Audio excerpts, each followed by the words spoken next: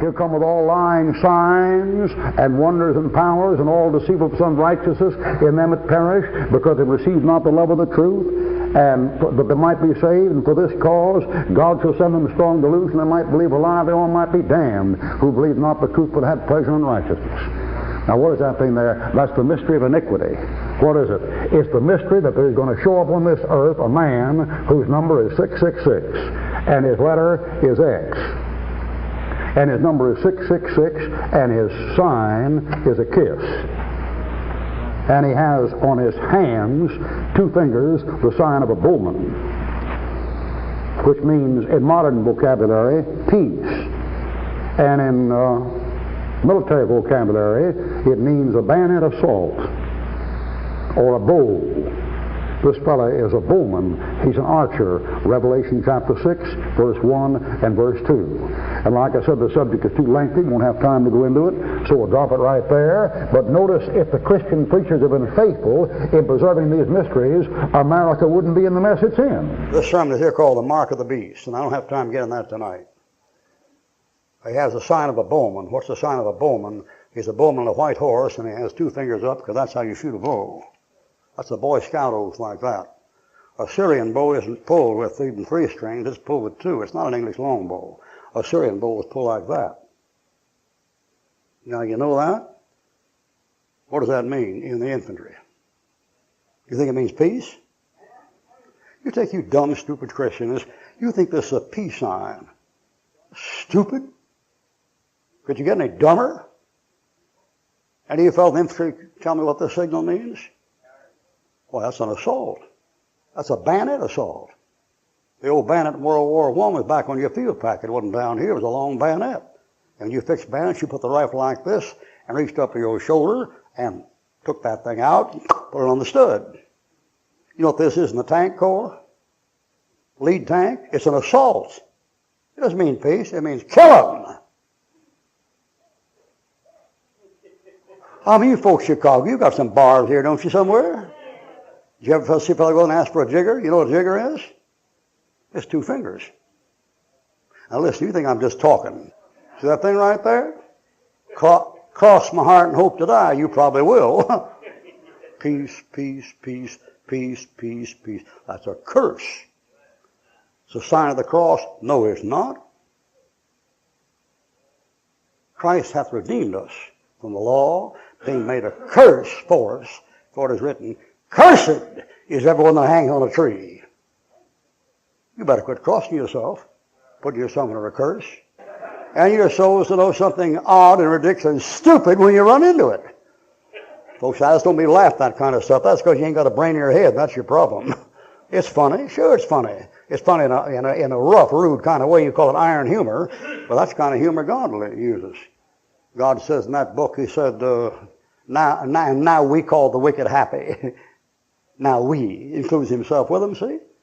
Let the blind lead the blind, they both fall in a ditch. That's humor. Pretty rough humor, but that's humor. Now I can't get you more on this. His number is 666. That's the code you've had in your groceries now for 15 years. The barcode is 2 ends are 6s and the middle's a 6. 2 thin lines. Don't believe what I'm telling you. Just check it. The way to stay stupid is just stay on the internet and the web and you'll never learn anything. That thing is a barcode, and it's 666. And the old barcode you went across in the old grocery store had 6 prongs on it. 666, 666, 666, 20,000 times a day for 15 years. You've got the number. You got the mark, but I don't have time to talk about that. That's a black spot. And the Ethiopian changed his skin, the leopard changed his spots.